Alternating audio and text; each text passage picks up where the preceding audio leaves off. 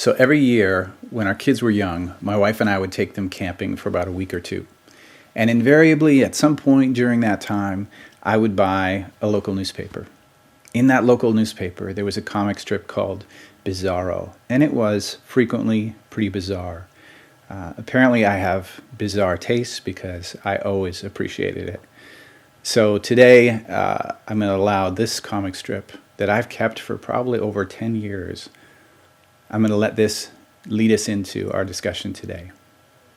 Hope you like it.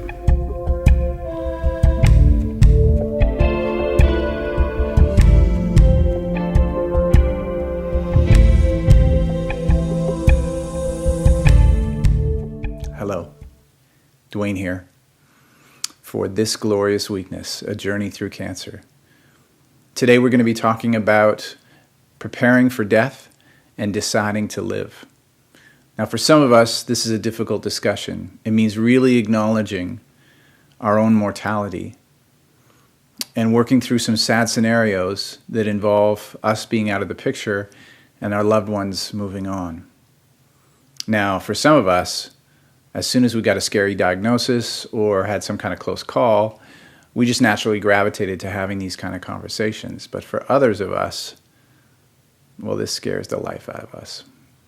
So we're going to talk a little bit about it today.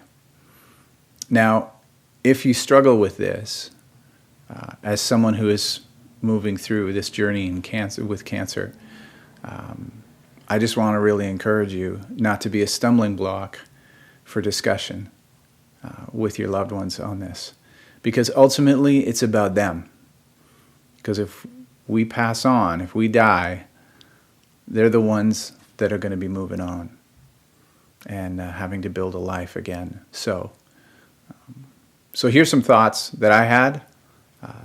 I'm no expert by any means, and feel free to contribute some in through the Facebook page. You'll see that at the end of this segment. Here's some thoughts.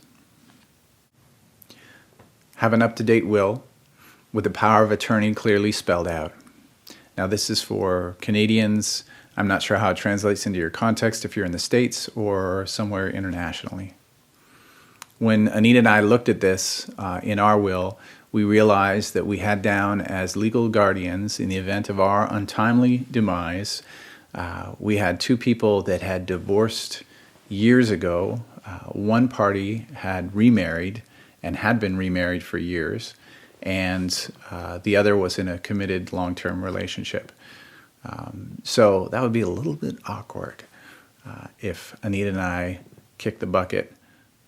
Discuss with your spouse, your loved ones, your significant other, at least some of your wishes around funeral arrangements. Now, I'm not a big fan of prepaid funerals where you pay everything up front and make all the arrangements necessarily.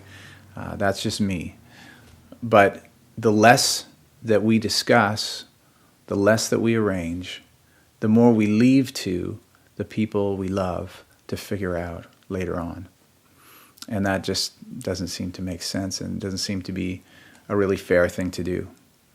Personally, I'm hoping to have a flower that squirts water at various intervals just to make the viewing line a little more interesting.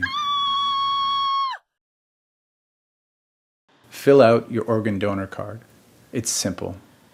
You give stuff away to a thrift store that you're not using. Well, think of this as one of those big donations. You're not going to use this stuff anymore, so you might as well be generous, and it doesn't cost you a thing.